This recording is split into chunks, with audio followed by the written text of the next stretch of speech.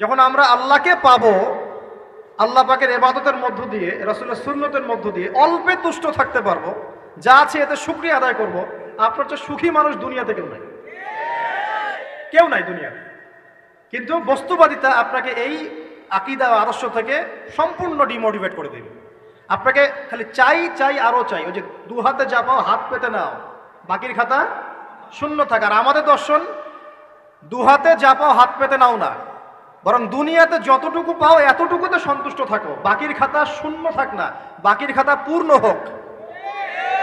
মানে পরকালটা বাকির খাতা না, পরকালের বাকির খাতাটা পূর্ণ হোক। প্রয়োজনে দুনিয়ার সব চলে যায় যাক, প্রয়োজনে দুনিয়ার সব যদি চলেও যায় যাক, তারপরে বাকির খাতা কি হোক? পূর্ণ হোক। এটাই আল্লাহ রাব্বুল আলামিন সূরা আ'লার মধ্যে বলছেন, বাল তুসিরুনাল হায়াতাদ দুনিয়া, তোমরা এই দুনিয়ার জীবনটাকেই প্রাধান্য দিয়ে থাকো। ওয়াল আখিরাতু খায়রুন ওয়া আবকা, কিন্তু আখিরাত হচ্ছে সবচেয়ে উত্তম এবং চিরস্থায়ী। তো প্রিয় ভাই এবং বোনেরা যারা আলোচনা শুনছেন, আজকে আমাদের প্রথম সবক হওয়া উচিত দুনিয়ার নেশায় আমরা না পড়ি। আল্লাহ পাক আমাদেরকে তৌফিক দান। এর মানে এই না আমরা দুনিয়ার প্রোগ্রেসে যাব না, অবশ্যই যাব, আমরা অবশ্যই যাব। পুরো ন্যাশন জাতিগতভাবেই আমাদেরকে এই ওয়ার্ল্ডের সমকক্ষ তো হতে হবে, হবে কি না? আমরা কি ওয়ার্ল্ডের সমকক্ষ হতে পেরেছি? আপনাদের কি মনে হয় যে মিলস, ইন্ডাস্ট্রিজ, ফ্যাক্টরিজ, সেতু, ফ্লাইওভার এইগুলো করলেই মনে হয় যে ওয়ার্ল্ডের সমকক্ষ হওয়া যায়? প্রত্যেক জনগণ ভিতর থেকে সুখী কিনা, তাদের অন্ন, বস্ত্র, চিকিৎসা, শিক্ষা, বাসস্থান, এই যে মৌলিক চাহিদা, বেকারত্ব ঘোচানো, তিন বেলা খাওয়া খেয়ে পরে বাঁচা, জীবনের অধিকার, জীবনের অধিকার, সিকিউরিটি, এই জিনিসগুলো আমাদের নিশ্চিত হচ্ছে কিনা, এটা হচ্ছে আপনার উন্নতির মানদণ্ড। উন্নতির মানদণ্ড কি? আমরা এখন যেখানে আছি না, 1776 সালে অ্যাডাম স্মিথ তার চেয়ে আগের জায়গায় ছিল। 1776 সালে অ্যাডাম স্মিথ একটা বই লিখেছেন, তার নাম হচ্ছে যে দ্য ওয়েলথ অফ নেশন, এই কিভাবে একটা রাষ্ট্রের ওয়েলথ ফাংশন করে। ওই 1776 সালে তিনি যে চিন্তাগুলো করেছেন, এখন পর্যন্ত আমরা সেই চিন্তা বাস্তবায়ন করতে পারি নাই। 1776 সালের চিন্তা, কিন্তু ওই চিন্তা বাস্তবায়ন করেছে পশ্চিমারা। পশ্চিমা সভ্যতা যেটা আপনি দেখছেন দাঁড়িয়ে আছে, এই একটা বইয়ের উপর দাঁড়িয়ে আছে। যেমন একটা এক্সাম্পল দিই, আলোচনাটা কঠিন হয়ে যাবে, অন্যদিকে যাব। আমরা মনে করি যে অর্থনীতি আমরা নিয়ন্ত্রণ করব, ঠিক আছে, অর্থনীতির পুরো বিষয়গুলো আমরা নিয়ন্ত্রণ করে আমরা সমৃদ্ধি নিয়ে আসবো। আসলে বিষয়টা কি জানেন? অর্থনীতির নিজের একটা ফ্লো আছে, ও নিজেই নিজেকে নিয়ন্ত্রণ করে, এবং তার উপর একটা ইনভিজিবল হ্যান্ড থাকে, অদৃশ্য হাত, যেটা আমরা বলি আল্লাহ রাব্বুল আলামিন। আল্লাহ রাব্বুল আলামিন এই পুরো অর্থনীতিকে নিয়ন্ত্রণ করে। আমরা যখন সেটাকে ইন্টারফেয়ার করতে যাব, তখন ইকোনমি কলাপস করে যাবে। এই যে করছে কলাপস। আরো ব্যাপার আছে, শুধু ব্যবসা, অর্থনীতি, এক্সপোর্ট ইম্পোর্ট, এগুলোকে তিনি জাতির মানদণ্ড বলতেন না। তিনি বলতেন যতক্ষণ পর্যন্ত জাতির প্রত্যেক ব্যক্তির মধ্যে এথিক্স না আসবে, নীতি যতক্ষণ পর্যন্ত না আসবে, আপনি করাপশন থামাতে পারবেন না। তাই হয়েছে না? শুধু ব্যবসা না, আদর্শ কতটুকু আছে? এই যে আপনি দেখছেন বিভিন্ন জায়গায় ভেজাল খাবার খাওয়াচ্ছে, ওদের কি টাকার অভাব আছে? ওদের টাকার কিন্তু অভাব নাই। নেম ফ্রেমের কোনো ঘাটতি আছে? এস্টাবলিশড বিজনেস, তাহলে কেন আপনাকে ভেজাল খাওয়াবে? কারণ তার মধ্যে এথিক্স নাই, নীতি নাই। এই জন্য জাতির প্রত্যেক সদস্যকে, মানে প্রত্যেক জনগণের প্রত্যেককেই আগে নীতিগত শিক্ষা দেওয়া উচিত। আর এই কাজটাই করে ইসলাম, বলে সুবহানাল্লাহ। এই এথিক্স এবং নীতি শেখায় কে? ইসলাম। ইসলামের চেয়ে সার্বজনীনভাবে এবং যুগোপযোগীভাবে কেউ এথিক্স শেখাতে পারবে না। কাগজে কলমে অনেকে অনেক কথা বলতে পারে, প্র্যাকটিক্যালি শেখাবে কে? ইসলাম। এখন বলতে পারেন তাহলে মুসলিমদের মধ্যে দুর্নীতি কেন, মুসলিমদের মধ্যে কেন এই সমস্যাগুলো হয়? উত্তর একটাই, ওই যে স্যার বলে গেলেন, আমি বিভিন্ন ওয়াজে যে এক এক জায়গায় এক এক কথা বলে। উত্তরটা কি? উত্তরটা হচ্ছে যে কোরআন এবং সুন্নাহর সঠিক যে শিক্ষাটা আছে, এই শিক্ষাটা আমরা অনেকেই বাস্তবায়ন করতে পারছি না। এটা আমাদের ব্যর্থতা। এটা কাদের ব্যর্থতা? এটা আমাদের ব্যর্থতা। এখানে আমাদের ব্যক্তির স্বার্থ থাকতে পারে, এখানে আমার জ্ঞানের স্বল্পতা থাকতে পারে, আমার ভিতরে অহংকার থাকতে পারে, বা আমি অল্প শিক্ষিত হতে পারি, এবং এমন হতে পারে আমার জ্ঞানটা যুগোপযোগী না। ইসলামিক জ্ঞান আমার মধ্যে আছে, কিন্তু কিভাবে এই জ্ঞান দিয়ে ওয়ার্ল্ডকে ডিল করবো, এই জ্ঞানটা আমার মধ্যে নাই।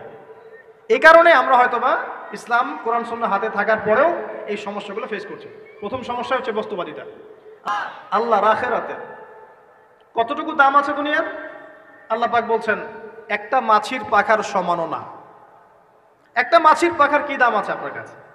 আল্লাহ পাক বলছেন পুরো দুনিয়ার দাম আমার কাছে যদি একটা মাছির পাখার সমান হতো, তাহলে এই দুনিয়াতে কোনো কাফের মুশরিক পানি পান করতে পারতো না। তার মানে এই দুনিয়াতে যা করো করো, আমার তো কোনো দামই নাই দুনিয়া, কালকেই তো আমি দুনিয়া ধ্বংস করব। আর ওই যে দুই জাতির কথা বললাম, জিন এবং মানব জাতি, আপনারা সূরা আর রহমান পড়বেন। রহমান নামটা অনেক ব্যাপক দয়াময়ের নাম, তার মানে আল্লাহ পাক মার্সিফুল, মোস্ট মার্সিফুল। কিন্তু এই সূরা আর রহমানেই একটা ভয়ঙ্কর আয়াত আছে, কি সানাফরুগু লাকুম আইয়ুহাস সাকলান, হে মানুষ এবং জিন, হে মানুষ এবং জিন, শীঘ্রই আমি তোমাদের দুইটা জাতিকে ডিল করার জন্য ফারেক হচ্ছি, অপেক্ষা করতে থাকো।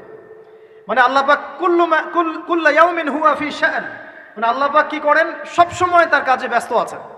মহাবিশ্বের তো গ্রহ নক্ষত্র গ্যালাক্সির অভাব নাই, মাখলুকের কোনো অভাব নাই। আল্লাহ পাক প্রত্যেকটা মুহূর্তেই তার কাজে ব্যস্ত আছেন, তার কাজে শানে ব্যস্ত আছেন। কিন্তু এই ব্যস্ততা থেকে ফারেক হবেন কাদের জন্যে? মানুষ আর জিনের জন্য। সুবহানাল্লাহ, মানুষ আর জিনের জন্য। আল্লাহ পাক বলেন সানাফরুগু লাকুম আইয়ুহাস সাকলান, দাঁড়াও, দুনিয়ার মধ্যে এইসব করে বেড়াচ্ছ, তোমাদের দুই জাতির জন্য আমি অচিরেই ফারেক হব ইনশাআল্লাহ। ওইটাই হলো কিয়ামতের দিন। যদি ওই দিনটা আমরা মাথায় রেখে চলি, ইনশাআল্লাহ আমরা কেউ বস্তুবাদী হব না ইনশাআল্লাহ।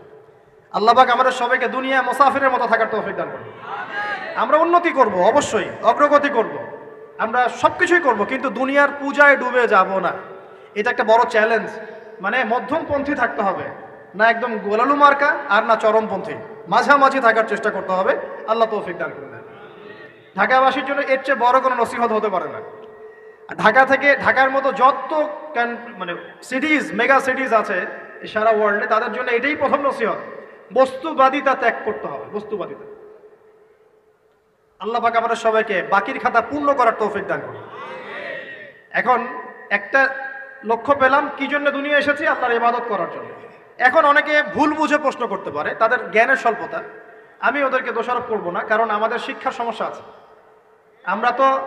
আমরা তো সবার মাঝে ইসলামিক সার্বজনীন শিক্ষা দিতে পারছি না। এই কারণে অনেকে প্রশ্ন করতে পারে, তাহলে কি সারা জীবন আল্লাহ বিল্লাহি করতে হবে? আমি কি সারা জীবন তাসবিহ তাহলিল জিকির আজকার নামাজি পড়ে বেড়াবো? তাহলে এটা হলো তার ভুল বুঝ, এই আয়াত সম্পর্কে ভুল ব্যাখ্যা। সঠিক ব্যাখ্যাটা কি? সঠিক ব্যাখ্যা হচ্ছে সূরা হাশরের 7 নম্বর আয়াত। কত নম্বর? সূরা হাশর 7 নম্বর আয়াত। আল্লাহ পাক বলছেন ওয়ামা আতাকুমুর রাসূলু ফাখুযুহু, রাসূলুল্লাহ সাল্লাল্লাহু আলাইহি ওয়াসাল্লাম তোমাদেরকে যা যা দিয়েছেন সব নিয়ে নাও। ওয়ামা নাহাকুম আনহু ফান্তাহু, রাসূল যা থেকে বিরত থাকতে বলেছেন সমস্ত বিষয় থেকে দূরে থাকো। এখন এই আয়াতটাকে সামনে রেখে কোরআন সুন্নাহকে যদি আমরা ঘাঁটি, আমরা দেখব রাসূলুল্লাহ সাল্লাল্লাহু আলাইহি ওয়াসাল্লাম পেশাব পায়খানা ইস্তেনজা করা থেকে শুরু করে রাষ্ট্র চালানো পর্যন্ত প্রতিটা কাজের হেদায়েত দিয়ে গেছেন। আলহামদুলিল্লাহ, এটা কেউ মানি বা না মানি দিয়ে গেছেন, এটা বিশ্বাস করতে হবে। আমল করতে পারি বা না পারি, নবী দিয়ে গেছেন, বিশ্বাস করতে হবে। দলিল চাচ্ছেন, আপনি সহিহ বুখারী খোলেন, মুসলিম খোলেন, তিরমিজি, নাসাই, আবু দাউদ এগুলো খোলেন, দেখবেন আপনি ইস্তেনজা করবেন কিভাবে, বসবেন কিভাবে, ঢোকার সময় কোন পা দিয়ে ঢুকবেন, বের হওয়ার সময় কোন পা দিয়ে বের হবেন, ইস্তেনজা করার সময় কথা বলতে পারবেন কিনা, কতটুকু বলতে পারবেন, গোসল কেমন করে করবেন, ওযু কিভাবে করবেন, আপনি আগে কি পা থেকে শুরু করবেন নাকি হাত থেকে শুরু করবেন, কিভাবে নামাজ পড়বেন, আগে গিয়ে কি সাজদা করবেন নাকি ইকামত হবে, আজান হবে, আল্লাহু আকবার তাকবীর দিবেন, কিভাবে নামাজ শেষে বের হয়ে আপনি ব্যবসায় চলে যাবেন, কিভাবে আপনি ব্যবসা করবেন, কিভাবে চাকরি বাকরি করবেন, সমাজের মানুষের সাথে মেলামেশা করবেন, মানুষকে দিনের দাওয়াত দিবেন, ইভেন কিভাবে আপনাকে যদি আল্লাহ ক্ষমতা দেন আপনি কিভাবে সোসাইটি মেনটেন করবেন, সমাজ এবং রাষ্ট্র মেনটেন করবেন, প্রতিটা হেদায়েত খুঁটিনাটি কোরআন এবং সুন্নাহ দিয়েছে আমাদেরকে। এই বিশ্বাস আগে রাখতে হবে। এই বিশ্বাস না রাখলে কেউ মুসলিম হতে পারবে না। I am very sorry to say, এই বিশ্বাস না করলে কেউ মুসলিম হতে পারবে না। আগে বিশ্বাস, তারপরে কাজ করতে পারেন কিনা সেটা পরের ইস্যু। এবং আমি বলে দিচ্ছি, এই যুগে আপনি 100% পারবেন না। সিম্পল, এই যুগে আপনি 100% পারবেন না, এটা স্বাভাবিক। কারণ এই পুরো বিশ্বটা তো ইসলামাইজড না। পুরো বিশ্ব কি ইসলামাইজড? বরং পুরো বিশ্বটা কুফরের উপর আছে। কিসের উপর আছে? পুরো ওয়ার্ল্ডটাই কুফরের উপর আছে, পুরো ওয়ার্ল্ডটাই। একটা এক্সাম্পল আমি প্রমাণ করতে পারি, একটা এক্সাম্পল খালি। আল্লাহ পাক বলছে সূরা মুলক, রাতের বেলা পড়তে হয় না সূরা মুলক? রাতের বেলা সূরা মুলক পড়তে হয়, যে পড়বে তার কবরের আযাব হবে না ইনশাআল্লাহ। কবরের আযাব থেকে আল্লাহ পাক তাকে বাঁচাবেন ইনশাআল্লাহ। সূরা মুলক তেলাওয়াত করতে হবে রাতের বেলা।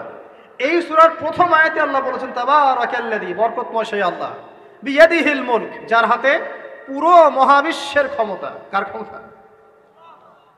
তাবারাকাল্লাযী বিয়াদিহিল মুলক, বরকতময় সেই আল্লাহ যার হাতে পুরো মহাবিশ্বের ক্ষমতা, সার্বভৌমত্ব। ক্ষমতার বাংলা কি বলতে পারি আমরা? এটাকে ইংরেজিতে আপনারা কি বলেন? আপনারা বলেন সভরেন্টি। কি বলেন? সভরেন্টি বিলংস টু আল্লাহ। এখানে সভরেন্টি বিলংস টু কি? আল্লাহ। কিন্তু এই পুরো বিশ্বের সার্বভৌমত্বের মালিক কি এখন আল্লাহর বাকি আছে? মানুষ নিজের হাতে নিয়ে নিয়েছে। কথা বুঝতে পারছেন না? পুরো বিশ্বে আল্লাহর সার্বভৌমত্ব চলে এখন, মানুষের সার্বভৌমত্ব চলে এখন। তো পুরো ওয়ার্ল্ডটাই কুফরের উপর আছে না? বিশ্বটাই কুফরের উপর। এখন বাদ দেন, এই ওয়ার্ল্ডে আপনি 100% ইসলাম ডিল করতে পারবেন না, সিম্পল। কিন্তু আগে বিশ্বাস করেন যে একদম টয়লেট থেকে শুরু করে আসমান পর্যন্ত সবকিছুই হেদায়েত কোথায় আছে? কোরআন শুনে আছে কি নাই? এখন মানতে পারি না, সেটা আলাদা ইস্যু। কেউ বিশ্বাস করেছে, মানতে পারে না, আল্লাহ তাকে মাফ করে দিবে ইনশাআল্লাহ। বিশ্বাস করেছি, মানতে পারিনি, আল্লাহ মানে বিশ্বাস করেছি, আমল করতে পারি নাই, হে আল্লাহ আমল করতে গিয়েছি, প্রতিবন্ধকতা পেয়েছি, সমাজ এমন ছিল না, বিশ্ব এমন ছিল না, আমি পারি নাই, আল্লাহ মাফ করে দাও। ইনশাআল্লাহ আল্লাহ মাফ করে দিবেন ইনশাআল্লাহ। আল্লাহ পাক বলেছেন কারো আমল নামায় যদি শিরকের পাপ না থাকে, যে কোনো গুনাহ আল্লাহ যাকে ইচ্ছা মাফ করে দিবেন। আমল নামায় খালি শিরকের পাপ রাখা যাবে না, যে কোনো গুনাহ আল্লাহ যাকে ইচ্ছা মাফ করতে পারেন। বুঝাচ্ছি, মনে করেন একজন জেনা করেছেন, আল্লাহ মাফ করুন। ওই জেনাকার ব্যক্তি যদি বিনা তওবাতেও মারা যায়, তওবা করে নাই, বিনা তওবাতেও মারা যায়, কাল কিয়ামতের মাঠে আল্লাহ পাক তাকেও মাফ করতে পারেন। আল্লাহু আকবার। কিন্তু একজন ব্যক্তি শিরক করেছে, তওবা না করে মারা গেছে, আল্লাহ তাকে মাফ করবেন। এখন শিরকের পাপ ছাড়া যে কোনো পাপ আল্লাহ মাফ করবেন ইনশাআল্লাহ। সো আগে আকীদা পোষণ করি যে হ্যাঁ, কোরআন সুন্নাহয় সবকিছুর সমাধান আছে আলহামদুলিল্লাহ। এখন আমি আমল করতে গিয়ে হয়তো পারছি না, এখন আমার বিশ্বাস চলমান বিশ্বের সাথে সাংঘর্ষিক হচ্ছে, এবং এই বিশ্বাসকে দমিয়ে দেওয়ার জন্য কি করা হচ্ছে? এই বস্তুবাদিতার মতো আদর্শগুলো আপনার সামনে তোলা হচ্ছে। এখানে উত্তরটা কি?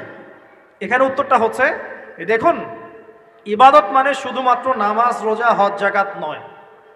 ইবাদত মানে শুধুমাত্র নামাজ, রোজা, হজ, যাকাত নয়, বরং আমার জীবনের প্রতিটা সেক্টরই ইবাদত বলে কাউন্ট হবে যদি আমি সেই কাজটাকে নবীর সুন্নত অনুযায়ী করতে পারি। আমার কথা কি বুঝতে পারছেন? এই হলো ব্যাখ্যা, ওয়ামা খালাকতুল জিন্না ওয়াল ইনসা ইল্লা লিয়াবুদুন। আমি জিন আর মানুষকে শুধু আমার ইবাদত করার জন্যই সৃষ্টি করেছি। আপনার ইস্তেনজা করাটা ইবাদত। সুবহানাল্লাহ। আমার ইস্তেনজা করা কার প্রয়োজন? আমার না ইসলামের, না আল্লাহ পাকের? নাউজুবিল্লাহ। ইস্তেনজা কার জন্য করি? আমার প্রয়োজন। আমাকে এখন ইস্তেনজা করতে হবে, কষ্ট দিচ্ছে আমাকে। খাবার খাবেন, কার জন্য খাচ্ছেন? আমার জন্য নয় কি? আমার জন্য। আপনি ব্যবসা করছেন, কার জন্য? আমার জন্য, আমার স্ত্রী সন্তান, আমার পরিবারের জন্য। আপনি সমাজ চালাচ্ছেন কার জন্য? আপনার জনগণের জন্য। এখানে স্বার্থ কার? মানুষের না আল্লাহ? আমার স্বার্থে আমি এই সব কাজগুলো করব, নবীর সুন্নাহ অনুযায়ী করব, তাহলে দুনিয়াবি কাজগুলোতেও আল্লাহ পাক নেকি দিয়ে দিবেন ইনশাআল্লাহ। কেমন দুনিয়াবি কাজ? স্ত্রী সহবাস করা, স্ত্রীর সাথে ভালোবাসা, প্রণয় বিনিময় করা। আপনি স্ত্রীর দিকে তাকিয়েছেন, নেকি হয়েছে। স্ত্রীর হাতটা ধরেছেন, নেকি হয়েছে। স্ত্রীকে আদর করেছেন, নেকি হয়েছে। তার মুখের মধ্যে ভাত তুলে দিয়েছেন, নেকি হয়েছে। আপনার ছেলেকে আদর করে কোলে নিয়েছেন, নেকি হয়েছে। মা ছেলেকে দুধ পান করাচ্ছে, নেকি হচ্ছে। আপনি ভাইকে 5টা টাকা দিয়ে সহযোগিতা করলেন, নেকি হচ্ছে। একজন এসে বসতে পারছে না, জায়গা ছেড়ে দিলেন, নেকি হচ্ছে। ইভেন রাস্তায় হাঁটছেন, এক মুসলিম ভাইয়ের সাথে সাক্ষাৎ হলো, সালাম দিলেন, মুচকি হাসি দিলেন, নেকি হয়ে গেল। তাহলে আমরা কিভাবে বলতে পারি যে ইসলাম কি শুধু নামাজ, রোজা, হজ, যাকাতকেই স্বীকৃতি দেয়? এগুলো করতেই দুনিয়াতে আসছি, নাকি সব কাজই ইবাদত? আমার আলোচনা কি কঠিন হয়ে যাচ্ছে? আমাদের জীবনের প্রতিটা কাজই ইবাদত, যদি সেটা রাসূল সাল্লাল্লাহু আলাইহি ওয়াসাল্লামের সুন্নাহ মতো করা হয়। 3টা জিনিস খেয়াল রাখতে হবে। কয়টা জিনিস ভাই? এক, সেই ইবাদত হতে হবে আল্লাহর সন্তুষ্টির জন্য। এই যে আমি স্ত্রীর মুখে ভাত তুলে দিচ্ছি, তার কাছ থেকে কিছু পাওয়ার আশায় নয়, আমি দিচ্ছি আল্লাহর সন্তুষ্টির জন্য। আমি যে একজন মুসলিম ভাইকে হাসি মুখে সাক্ষাৎ করলাম, ও আমাকে ভালো বলবে, পরে আমাকে হেল্প করবে, এমন এই জন্য নয়, আল্লাহ পাক সন্তুষ্ট হবেন তাই। আমি নামাজে দাঁড়িয়েছি, লোকে আমাকে ভালো বলবে এই জন্য দাঁড়াই নাই। দাঁড়িয়েছি কেন? যাতে আল্লাহ আমাকে কাল কিয়ামতের মাঠে বাঁচান। আমি দাড়ি ছেড়ে দিয়েছি কেন? মানুষ আমাকে হুজুর বলবে তাই, এই জন্য নয়। বরং আল্লাহ রসুলের সুন্নত জীবিত করেছি, ইনশাআল্লাহ আমি 50 জন শহীদ সাহাবীর নেকি পাবো ইনশাআল্লাহ। কেন আমি টাকুর নিচে কাপড় পরছি না? কারণ কি মানুষ আমাকে বলবে নতুন ফ্যাশন? না, আমি এই কারণে পড়ছি যাতে রাসূল সাল্লাল্লাহু আলাইহি ওয়াসাল্লাম কাল কিয়ামতের মাঠে এই সুন্নাহর উপর আমল করার জন্য আমার পক্ষে সুপারিশ করেন। আমার ইবাদত, আমার পর্দা, আমার পরিবার, আমার ব্যবসা, আমার অর্থনীতি, আমার পলিটিক্স সবকিছু আল্লাহর জন্য করব, এই একটা হলো মূলনীতি ইবাদত কবুল হওয়ার। 1 2 সেই আমলটা হতে হবে রাসূলের সুন্নাহ মোতাবেক, অন্য কোনো পদ্ধতিতে নয়। মনে করেন আমি একজন খুব বড় বুজুর্গ হয়ে গেছি, নাউজুবিল্লাহ, না আমরা এত বড় বুজুর্গ হয়ে যাই নাই, যে টাইটেলগুলো আপনারা দেন এগুলোর কোনো প্রয়োজনও নাই।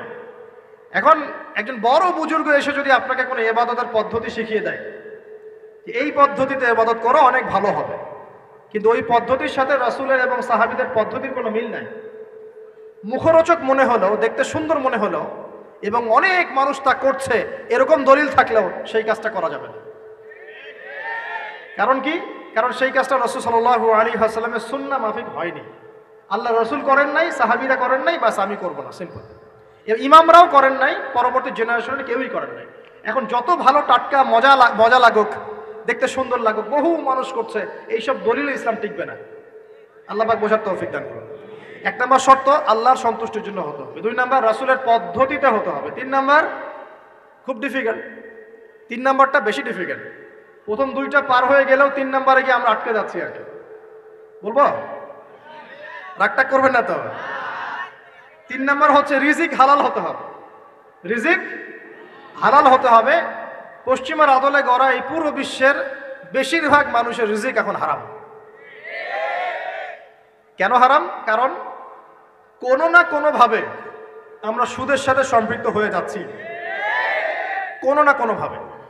আর নবীজি অনেক আগেই বলেছিলেন, 1400 বছর আগে, যে একটা জামানা তোমাদের সামনে আসবে, যে মানুষ সুদ খেতে চাইবে না তার গায়েও সুদের ছিটাফোঁটা গিয়ে লাগবে। লাগছে কিনা? এখন আপনি খেতে চাইবেন না, আপনাকে মেসেজ পাঠিয়ে দেওয়া হবে আপনার অ্যাকাউন্টে এত টাকায় যোগ হয়েছে। কি করবেন এখন? টাকাটা আপনি সুদের টাকা। সুদের টাকা মানে কি? 1 দিরহাম যে ব্যক্তি সুদ খেয়েছে সে যেন 36টা মেয়ের সাথে জেনার পাপ করেছে। সহিহ বুখারী হাদিস, একদম অকাট্য, সহিহ, সনদ সহিহ, এমন না জয়ীফ জাল, এমন নয়। 1 দিরহাম যে ব্যক্তি সুদ খেয়েছে সে যেন 36 বার জেনা করলো, নবী সাল্লাল্লাহু আলাইহি ওয়াসাল্লাম বলেছেন। আর এই হাদিস তো আপনারা জানেন যে সুদের পাপের 73টা শাখা আছে। নিচের শাখা হচ্ছে মায়ের সাথে জেনা করা, মাকে বিয়ে করা, আর উপরের শাখা হচ্ছে আল্লাহ এবং তার রাসূলের সাথে যুদ্ধ করা। এগুলো অবলীলায় করছি আমরা। আর নবীজি বলছেন 4 শ্রেণীকে আমি অভিশাপ দিয়ে গেলাম। আল্লাহর নবী অভিশাপ দিয়ে গেলেন মানে সে জাহান্নামে যাবে, কোনো অবস্থাতেই জান্নাতে যাবে না। ইল্লা মাশা আল্লাহ। 1 যে সুদ খায়, 2 যে সুদ দেয়, 3 সাক্ষী থাকে, 4 লিখে রাখে। এখন বলেন এই সিস্টেমের বাইরে কতজন মানুষ আছে?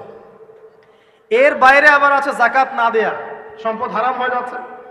এর উপর আবার আছে ঘুষ জানাদির অনেক সময় চাকরি বাকরি হয় না। আস্তে আস্তে এগুলো আমরা ট্রেডিশন বানিয়ে নিয়েছি। এক সময় আমরা, শোনেন, এটাকে বলা হয় নিউট্রালাইজেশন, মানে স্বাভাবিকীকরণ। খুব কঠিন টার্ম বলে ফেলছি মনে কিছু কিছু।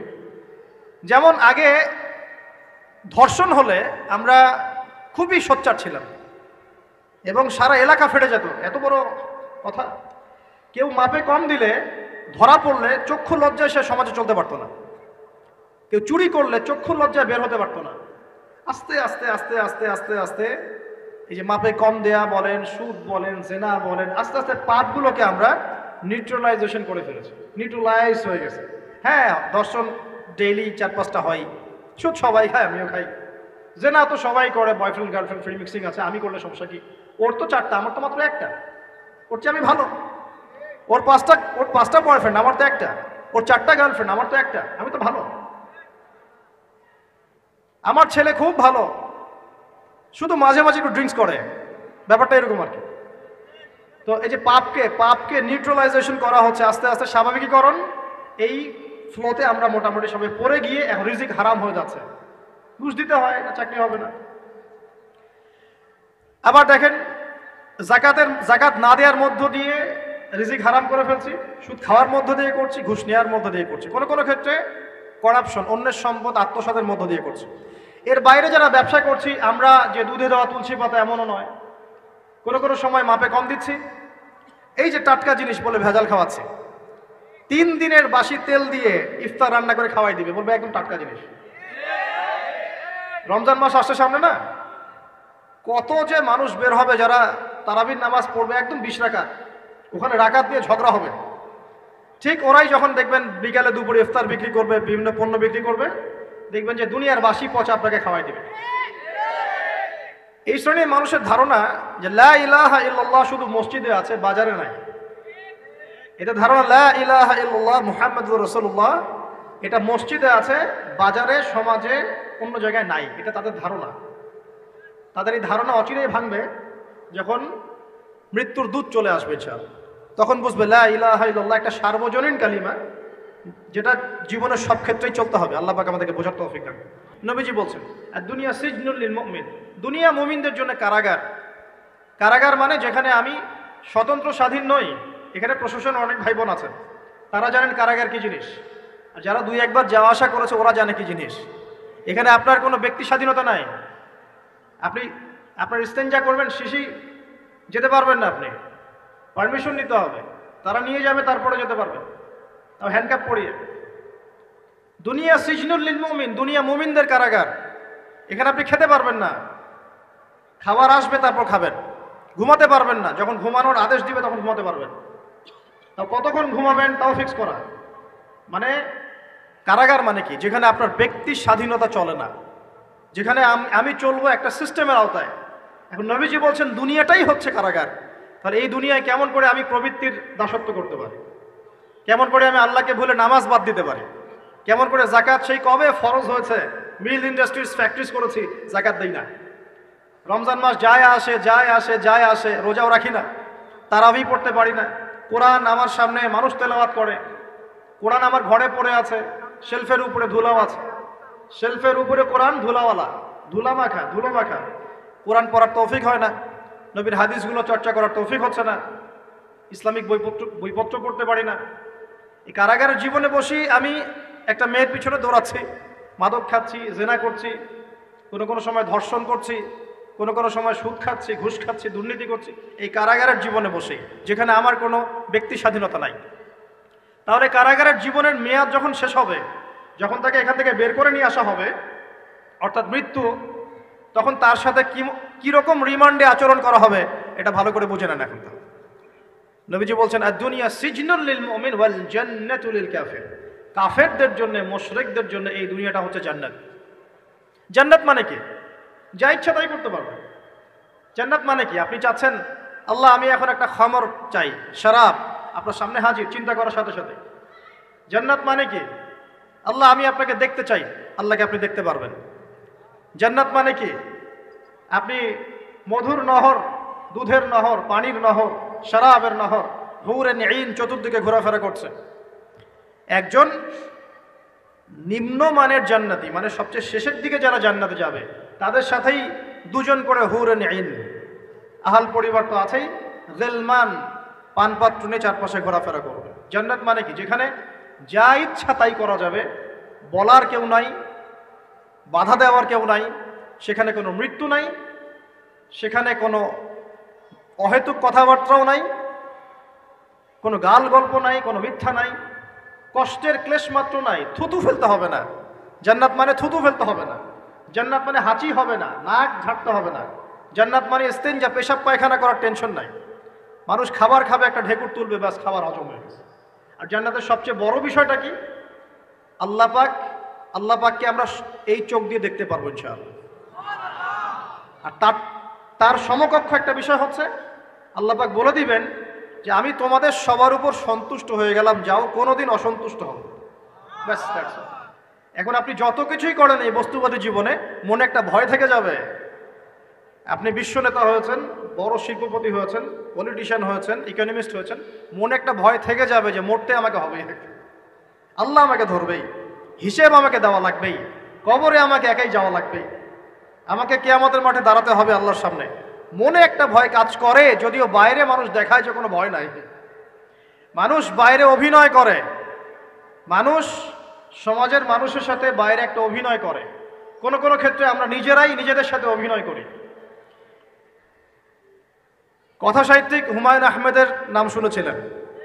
শুনেছেন? ইন্তেকাল করেছেন।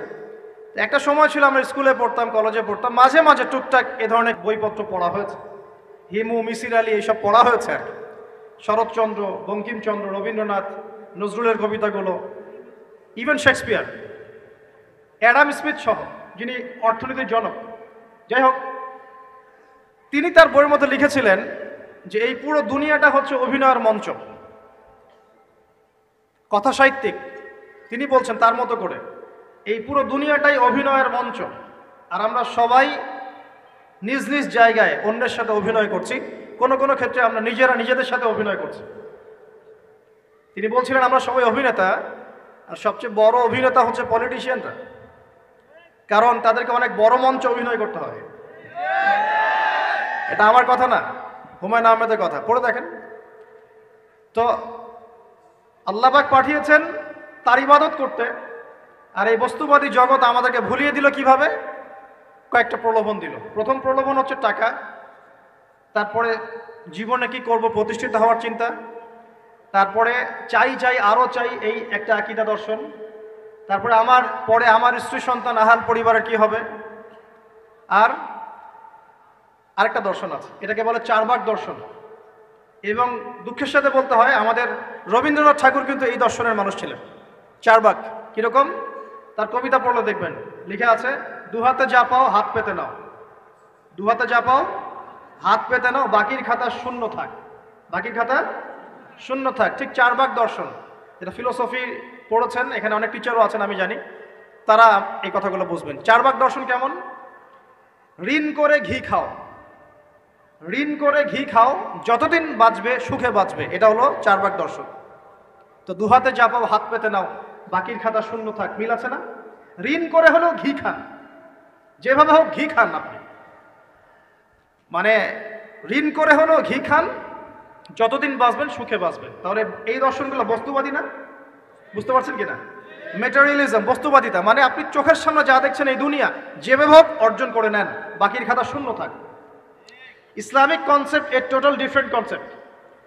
ইসলামের ঈমান, আকীদা, ইসলাম, পরকাল, মুহাম্মদ সাল্লাল্লাহু আলাইহি ওয়াসাল্লামের আদর্শ সম্পূর্ণ ডিফারেন্ট। আমরা বলি কি এই দুনিয়াতে আমরা মুসাফির, দুনিয়াতে আমরা কি মুসাফির, কে কতদিন থাকবো কোনো ঠিক নাই। নবীজি বলছেন, হে আব্দুল্লাহ বিন ওমর, তুমি দুনিয়াতে মুসাফিরের মতো থাকো, সকালবেলা উঠলে সন্ধ্যার অপেক্ষা করো না, সন্ধ্যাবেলা হলে সকালের অপেক্ষা করো। দর্শনের মধ্যে কত পার্থক্য না? আকাশ পাতাল পার্থক্য না? এখন যদি এই বস্তুবাদী দর্শন দিয়ে আপনি চলাফেরা করেন, তাহলে তো আপনার লাইফের অ্যাম্বিশন হবে একটা ফ্ল্যাট,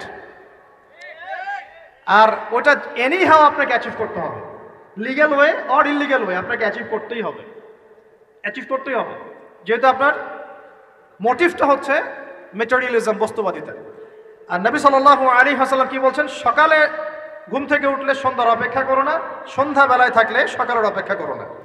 তুমি দুনিয়াতে মুসাফিরের মতো থাকো, তোমার যতটুকুতে দুনিয়া চলে যায় এতটুকুতে সন্তুষ্ট থাকো।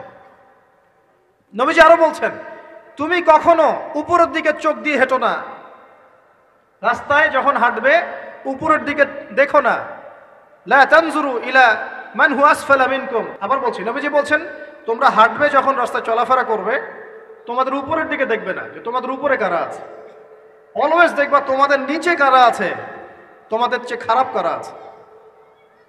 এক ভাইকে আপনি দেখবেন আপনি সুস্থ, তার হাত নাই। আরেক ভাইকে দেখবেন আপনি সুস্থ, তার চোখ নাই। এক ভাইয়ের পা প্যারালাইজড হয়ে গেছে, এক ভাইয়ের বডি প্যারালাইজড, একজন হার্টের রোগী, একজন ডায়াবেটিসের রোগী। আপনি সুস্থ আছেন, অথচ ওই ব্যক্তির অনেক টাকা পয়সা আছে, আপনার নাই। এখানে কে ধনী বলেন দেখি, আপনি না সে? আপনার সুস্থতা আছে। আরেক ভাইয়ের অনেক বড় বড় ফ্ল্যাটস, কিন্তু আপনার এতটুকু নাই, ছোট্ট একটা বাসা। আপনার কষ্ট লাগে, আমারও যদি এমন হতো। ওই বাসায় গিয়ে দেখলেন যে ইন্টারনালি সে ব্যক্তি সুখে নাই, তার পরিবারে অশান্তি, তার পরিবারে হৃদ্যতা, ভালোবাসার বন্ধন নাই। আপনার পরিবারে আছে।